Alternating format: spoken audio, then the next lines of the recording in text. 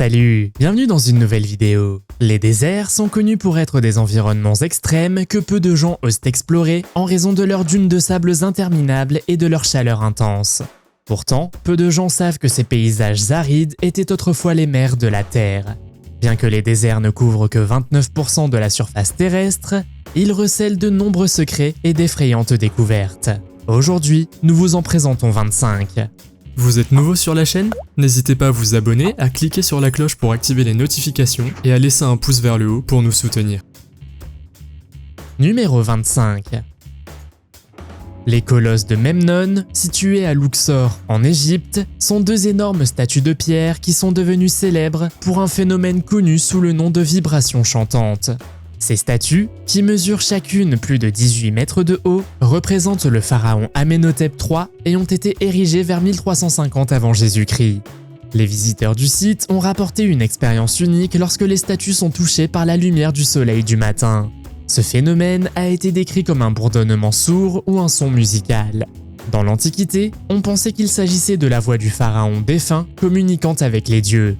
Les Grecs et les Romains attribuaient également ces sons à des puissances surnaturelles.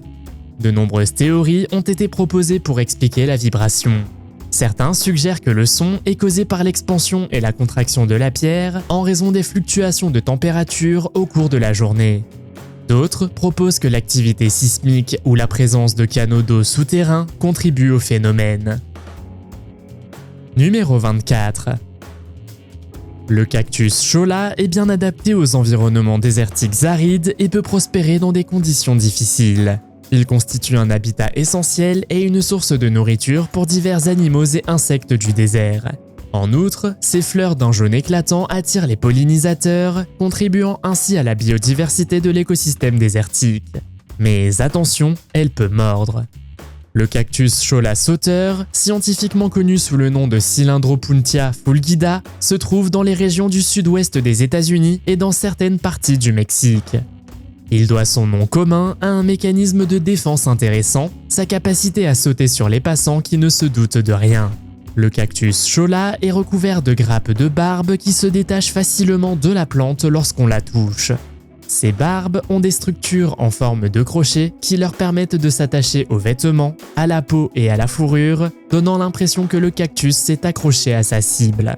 Les barbes détachées peuvent causer des blessures douloureuses si elles pénètrent la peau, et elles sont très difficiles à enlever. Numéro 23. En 1923, le cinéaste Cecil B. DeMille a choisi les dunes de Guadalupe-Nipomo, sur la côte centrale de la Californie, comme lieu de tournage du film emblématique Les 10 Commandements. Ce film, qui dépeint l'histoire biblique de Moïse, est connu pour la construction d'une vaste cité égyptienne ancienne dans le désert. Le plateau de tournage était une merveille technique pour l'époque, couvrant une vaste zone et présentant des structures telles que le palais du pharaon, les portes de la ville et la célèbre scène de la séparation de la mer Rouge. Il a fait appel à des milliers d'ouvriers et à des techniques de pointe pour créer l'illusion d'une civilisation ancienne. Une fois le tournage des 10 commandements terminé, le plateau a été abandonné et a peu à peu succombé aux forces de la nature. Au fil des années, les dunes de sable en mouvement ont enseveli les structures, les préservant sous la surface. Des décennies plus tard, dans les années 1980, un groupe de passionnés connu sous le nom de Moses Film Project a redécouvert les vestiges du plateau de tournage. Numéro 22. Voici un lieu de rencontre des cinéphiles, des amoureux de la nature et de ceux qui recherchent une aventure cinématographique unique. Le concept du 7e cinéma d'art dans le désert du Sinaï associe l'attrait du cinéma au vaste paysage des régions désertiques.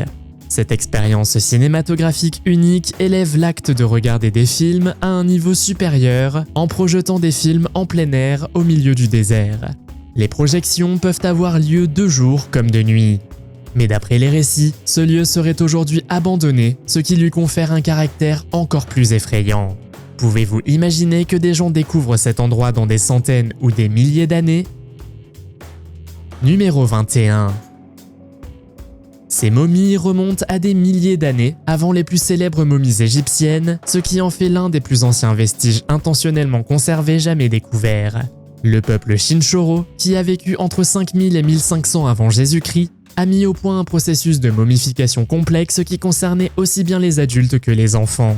Ils ont été documentés pour la première fois en 1917 par l'archéologue allemand Max Jühl. Les momies ont été créées à l'aide d'une technique complexe comprenant l'ablation des organes internes, le renforcement du corps à l'aide de bâtons et le recouvrement d'une substance argileuse. Ce qui rend les momies Chinchorro particulièrement fascinantes, c'est le niveau de détail et d'individualisation de leur préservation. Chaque momie a été soigneusement fabriquée, les traits du visage, les coiffures et même les vêtements ayant été reproduits avec précision. Numéro 20. En 2016, National Geographic a découvert dans le désert tunisien un crocodile préhistorique géant qui aurait pesé au moins 3000 kg. Il aurait été l'un des principaux prédateurs des océans il y a 130 millions d'années et mesurait plus de 10 mètres de long. Son crâne à lui seul mesure plus de 152 cm. Et le plus étrange, ce que le fossile leur a révélé. Ce crocodile éteint, inconnu jusqu'alors, est mort 25 millions d'années plus tard que prévu, défiant ainsi toutes les attentes. Croyez-le ou non, ils ont découvert 20 nouvelles espèces dans cette partie inexplorée du désert tunisien. Pouvez-vous imaginer vous retrouver face à face avec ce crocodile préhistorique géant? Numéro 19. Situé dans la petite ville de Tonopah au Nevada, le Clown Motel est l'un des hôtels les plus effrayants du monde. Le Clown Motel se distingue par son extérieur frappant, orné de clowns colorés, de peintures ainsi que de souvenirs. Le hall d'entrée présente une vaste collection de poupées, de masques et de photos de clowns, créant une atmosphère que beaucoup trouvent à la fois fascinante et inquiétante. Le thème du clown dans le motel remonte à son premier propriétaire, qui était un collectionneur passionné d'objets liés au clown. Au fil du temps, la collection s'est agrandie et le motel est devenu un refuge pour tout ce qui a trait au clown. Si certains trouvent le Clown Motel intriguant, d'autres le trouvent inquiétant, voire même terrifiant. Sa proximité avec le cimetière de Tonopah, connu pour ses légendes sinistres et sa réputation, ajoute à l'attrait mystérieux du motel. Numéro 18. Lors d'une découverte fascinante dans le désert péruvien, une étrange main momifiée à 3 doigts a été mise au jour dans un tunnel. La main, qui a une apparence momifiée distincte, présente 3 doigts allongés d'environ 20 cm de long. Après un examen plus approfondi, il apparaît clairement que cette main ne ressemble à aucun autre appendice humain ou animal connu. Ces caractéristiques inhabituelles amènent les experts à s'interroger sur son origine et sa fonction. La découverte de cette main énigmatique ouvre un monde de possibilités concernant les civilisations anciennes, les espèces inconnues ou même la vie extraterrestre. Numéro 17. Afin de trouver des dragons, il suffit de regarder là où l'on ne s'y attend pas. En général, les mythes de créatures crachant du feu et disant la bonne aventure sont d'origine européenne ou asiatique. Si les dragons ont existé, l'un d'entre eux se serait envolé vers l'Afrique et y aurait trouvé la mort. Il s'agirait des restes d'un dragon de 9 mètres de long dans le désert de Mauritanie, en Afrique de l'Ouest. Mais il existe une autre théorie. Il ne s'agirait pas d'un dragon, mais plutôt d'une espèce de serpent géante, inconnue et éteinte. Les serpents des régions désertiques sont généralement adaptés pour survivre dans des environnements arides, mais il n'existe aucune trace connue de serpents géants dans cette région. Mais si c'est le cas, c'est plutôt inquiétant. Numéro 16. Dans une zone reculée du désert du Sahara, des scientifiques ont fait une découverte extraordinaire. Un morceau d'une protoplanète plus ancienne que la Terre. Cette météorite remarquable, baptisée Earth-Check 002, offre un aperçu rare des premiers stades de la formation des planètes. On pense que la météorite provient de la croûte d'une ancienne protoplanète, un corps céleste qui sert d'élément constitutif aux planètes. La nature volcanique de la météorite en fait une découverte importante puisqu'il s'agit de la plus ancienne lave connue à être tombée sur Terre. Les chercheurs ont déterminé qu'elle s'est cristallisée sous une forme solide il y a environ 4,566 milliards d'années, ce qui en fait le plus ancien morceau de croûte terrestre jamais découvert. Son âge dépasse celui de toutes les autres météorites connues, y compris NWA 11119. Outre son âge, Earth-Check 002 se distingue par sa composition unique. Avec une croûte principalement constituée d'andésite, elle diffère de la composition basaltique plus courante que l'on trouve dans les régions volcaniques de la Terre. La présence de telles croûtes andésitiques dans les astéroïdes et les protoplanètes au premier stade du système solaire suggère leur abondance à cette époque. Cependant, elles sont devenues extrêmement rares au fil des milliards d'années en raison des collisions qui ont eu lieu par la suite dans l'univers. Numéro 15. Le bateau Bom Jesus, un navire portugais du début du XVIe siècle, est une extraordinaire découverte archéologique faite dans le désert près de la Namibie. C'est du moins ce que l'on croit. Le navire, supposé être en route pour l'Inde, a coulé au large des côtes africaines et est resté perdu pendant plus de 500 ans jusqu'à ce qu'il soit remarquablement redécouvert en 2008. Le Bom Jesus, souvent appelé le Diamond Ship en raison de sa cargaison, transportait une précieuse cargaison d'or, d'argent et de plus de 20 000 diamants lorsqu'il a coulé. L'environnement désertique a joué un rôle crucial dans la préservation du navire et de sa cargaison. Les conditions sèches et arides ont empêché le navire de se décomposer, ce qui a permis de préserver remarquablement les artefacts et les trésors. L'opération de récupération a permis de mettre au jour une multitude d'objets historiques, notamment des instruments de navigation, des céramiques et des objets personnels appartenant à l'équipage. Numéro 14. Kolmanscope est une ville fantôme située dans le désert du Namib, près de la ville portuaire de Lüderitz en Namibie. Autrefois prospère, Kolmanscope était une colonie de mineurs de diamants au début du XXe siècle. Aujourd'hui, elle n'est plus qu'un souvenir obsédant d'une époque révolue. La ville a été fondée au début des années 1900 lorsque des diamants ont été découverts dans la région. Elle est rapidement devenue un centre animé avec d'impressionnants bâtiments coloniaux, un hôpital, un casino et même un bowling. La richesse générée par l'exploitation des mines de diamants a attiré des personnes d'horizons divers, notamment des architectes allemands qui ont conçu la ville dans le style architectural de l'époque. Lorsque les diamants ont commencé à s'épuiser, la population de la ville a diminué et elle a finalement été abandonnée dans les années 1950. Les visiteurs de Kolmanscope peuvent explorer les structures en ruine et imaginer la vie de ceux qui y habitaient autrefois. L'intérieur de certains bâtiments contient encore des vestiges du passé, des meubles, des pianos et d'autres objets qui donnent un aperçu de l'ancienne gloire de la ville. Numéro 13. Situé dans une zone désertique, ce site contient les restes de nombreux squelettes de baleines et soulève une question mystérieuse. Comment ces créatures marines se sont-elles retrouvées dans un endroit aussi improbable ? Les squelettes de baleines trouvés dans le désert ne sont pas le résultat d'un événement catastrophique ou d'un échouage massif. On pense plutôt que ces baleines ont vécu dans une ancienne mer qui existait dans la région. Des indices suggèrent que les changements géologiques et l'activité tectonique ont entraîné des modifications importantes de la région au fil du temps. La mer qui recouvrait autrefois la région s'est progressivement retirée, laissant derrière elle un paysage désertique. Les restes de baleines ont donc été préservés dans les couches sédimentaires du désert. L'étude des fossiles et la datation au radiocarbone ont permis aux scientifiques d'estimer l'âge du cimetière de baleines. Ces restes de baleines remonteraient donc à des milliers d'années. Numéro 12. Les Casa Grande Domes, situées dans le désert de l'Arizona, sont une série de structures en béton abandonnées qui ont acquis une réputation sinistre et sont une destination populaire pour les explorateurs urbains et les chasseurs de fantômes.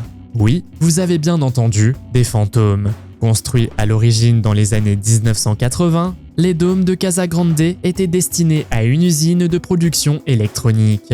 Cependant, en raison de difficultés financières et d'un environnement désertique difficile, le projet a été abandonné avant d'avoir pu atteindre son plein potentiel.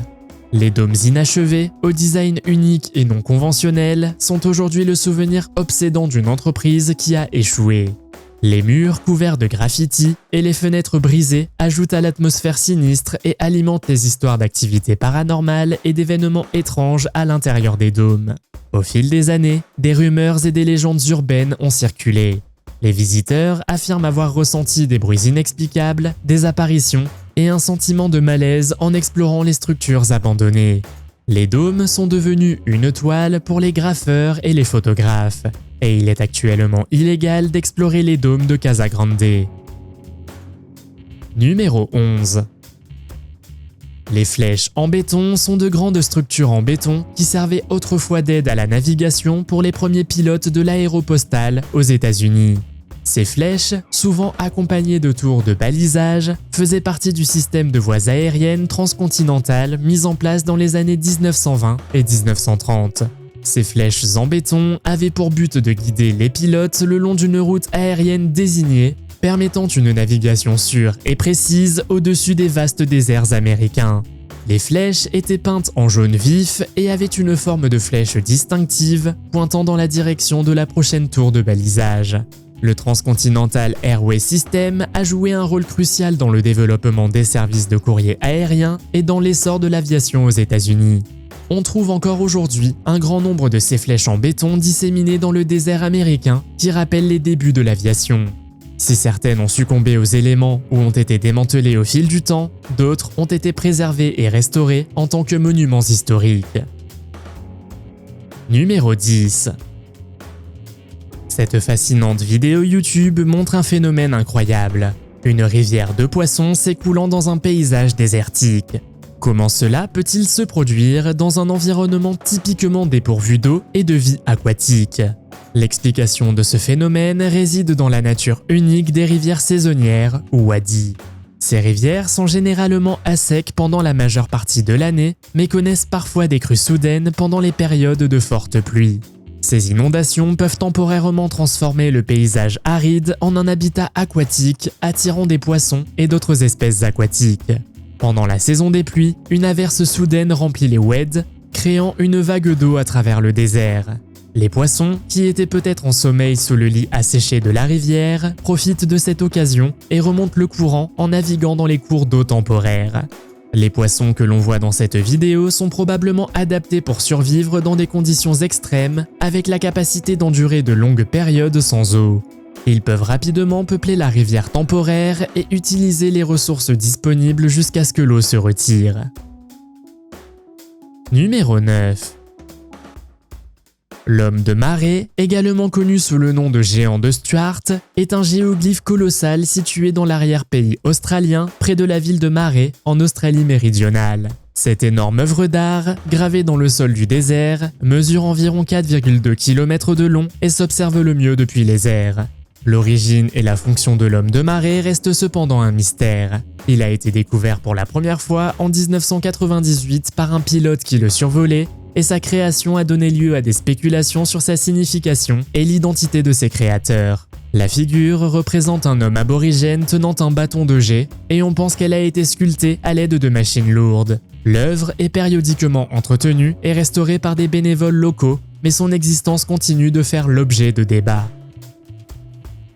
Numéro 8.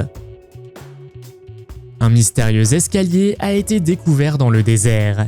Il est caractérisé par d'énormes parois verticales de chaque côté, ressemblant au passage descendant de la Grande Pyramide. On suppose que l'escalier est relié à un réservoir souterrain d'eau souterraine.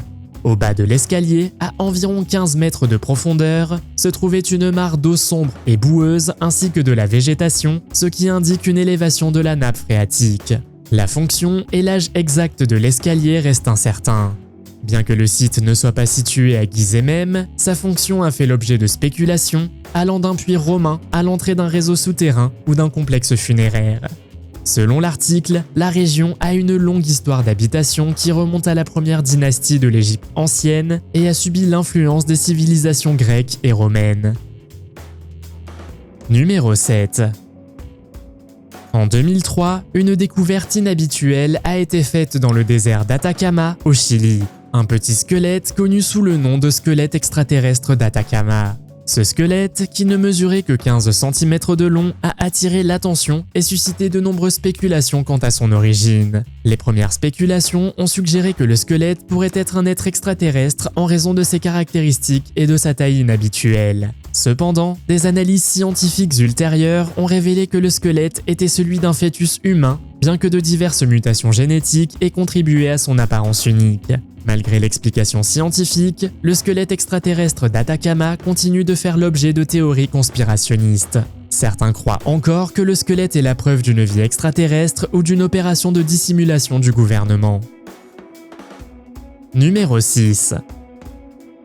Les cercles de fées sont un phénomène naturel qui se caractérise par des zones circulaires stériles entourées d'un anneau de végétation que l'on trouve généralement dans les zones arides et semi-arides, y compris les déserts. La cause exacte des cercles de fées fait l'objet d'un débat scientifique. Une théorie suggère que les cercles sont créés par les termites qui construisent de vastes réseaux souterrains qui régulent l'écoulement de l'eau et la distribution des nutriments dans le sol. Une autre théorie propose que les plantes elles-mêmes jouent un rôle dans la formation de ces cercles car elles se font concurrence pour des ressources limitées. Les cercles de fées peuvent avoir des dimensions variables allant de quelques centimètres à plusieurs mètres de diamètre et ils se présentent souvent de manière régulière dans le paysage. Leur forme géométrique précise et le contraste entre le centre dénudé et la végétation luxuriante en bordure ajoutent à leur charme. Dans certaines cultures, on croit que les cercles de fées sont le résultat d'êtres surnaturels ou d'esprits qui dansent en rond, ou même de l'empreinte de créatures mythiques. La théorie la plus moderne est qu'il s'agit d'agroglyphes créés par des êtres extraterrestres. Y croyez-vous aussi? Numéro 5. Le puits de Baraout, également connu sous le nom de puits de l'enfer, est un gouffre naturel situé à Al-Mara, au Yémen. Il a attiré l'attention et mérité son surnom inquiétant en raison de son aspect mystérieux et impressionnant. Le gouffre a une entrée circulaire d'un diamètre d'environ 30 mètres à la surface et descend à une profondeur de 112 mètres. Cette immense profondeur et l'obscurité qui l'entoure ont contribué à sa réputation inquiétante car il est difficile d'en observer le fond. L'absence de lumière et la nature inconnue de ce qui se trouve dans les profondeurs ont alimenté les spéculations et le folklore autour du puits. Le gouffre est situé dans une zone isolée et déserte, ce qui amène la communauté locale à penser que le puits est un lieu maudit ou hanté. Numéro 4. Au milieu d'un désert aride, une rivière a été observée. Ce phénomène rare a été attribué aux conditions météorologiques erratiques qui régnaient au Moyen-Orient à l'époque. Le désert d'Arabie Saoudite, et plus précisément le village d'Al-Atlet, a également été le théâtre d'un phénomène remarquable. Alors que les chutes d'eau sont généralement associées à l'écoulement de l'eau, dans ce désert, du sable est tombé d'une falaise. Ce phénomène unique est le résultat des conditions météorologiques changeantes dans le désert. Le vent pousse le sable, qui s'écoule alors de la falaise et ressemble à une chute de sable. Ce que vous voyez ici s'est produit dans le désert du Negev en Israël, où une rivière qui était depuis longtemps à sec a soudainement repris vie. Pendant de nombreux siècles, cette région a connu une succession d'apparitions et de disparitions d'eau dues à des inondations soudaines et importantes. Le paysage de la région peut être assez spectaculaire avec des canyons abrupts et des sentiers sinueux et poussiéreux. Lorsque l'eau de pluie s'écoule dans ces zones, elle crée de petites cascades et s'écoule sur le terrain accidenté et poussiéreux. Numéro 3. Les gravures rupestres d'Al-Jassasiyah, au Qatar, sont une collection d'anciens pétroglyphes qui laissent les experts perplexes depuis des années. Ces gravures, trouvées sur l'affleurement rocheux d'Al-Jassasiyah, représentent divers symboles, dont des images de bateaux perliers. La signification exacte et l'âge de ces gravures font l'objet de débats et de spéculations. Elles sont situées sur une crête calcaire près de la côte nord-est du Qatar. Les gravures présentent divers motifs tels que des bateaux, des animaux, des empreintes de pas, des motifs géométriques et des figures humanoïdes. Les chercheurs ont du mal à utiliser les techniques de datation au carbone pour déterminer leur âge. En général, on estime qu'elles remontent à la préhistoire ou au début de l'histoire et qu'elles pourraient avoir entre quelques centaines et quelques milliers d'années. À votre avis, que signifient ces symboles mystérieux? Faites-le moi savoir dans les commentaires. Numéro 2. Les habitants de la région de Tucson, aux États-Unis, sont restés perplexes face à l'apparition soudaine de nombreuses petites sphères violettes au cœur du désert. La mystérieuse découverte a été faite par Géraldine Vargas et son mari au cours d'une promenade. Le couple est tombé sur cette collection particulière un dimanche et a été fasciné par le spectacle scintillant. En y regardant de plus près, ils ont remarqué que certaines sphères avaient une consistance aqueuse, tandis que d'autres semblaient translucides. Pour tenter de percer le mystère, le couple a fait appel à un ami zoologiste, qui n'a pas non plus réussi à identifier la nature de ces sphères particulières. Une chaîne d'information locale a décidé d'enquêter sur les sphères et les a décrites comme des billes collantes qui libéraient une substance liquide lorsqu'on les pressait. Cependant, la nature des sphères, leur origine et ce qu'elles sont devenues restent floues. Numéro 1. Le site archéologique de Gobero est un lieu historique important dans le désert du Ténéré, au nord-est du Niger. Il s'agit du plus ancien cimetière connu dans le désert du Sahara, datant d'environ 8000 ans avant notre ère. Le site de Gobero donne un aperçu de la vie et des pratiques funéraires des premières sociétés humaines de la région. Une équipe d'archéologues dirigée par Paul Sereno a exploré et entamé des fouilles sur le site en 2000 et a poursuivi ses travaux les années suivantes. Au cours de ces fouilles, ils ont découvert un vaste ensemble de sites funéraires contenant une grande quantité de restes humains, d'artefacts et de preuves de pratiques culturelles anciennes. Les tombes ont été soigneusement aménagées, les individus étant enterrés dans différentes positions. En outre, des offrandes funéraires ont été découvertes, notamment des poteries et des outils en pierre, ce qui suggère que les personnes enterrées là croyaient peut-être en une vie après la mort. Des restes d'animaux, dont des poissons et des crocodiles, ont également été découverts. Avez-vous déjà visité un désert ou aimeriez-vous le faire? Faites-le moi savoir dans les commentaires. Si vous avez aimé cette vidéo, mettez un pouce en l'air. Si vous voulez voir d'autres vidéos que nous avons réalisées, cliquez sur l'une d'entre elles à l'écran ou jetez un coup d'œil à la chaîne. Merci d'avoir regardé et à la prochaine.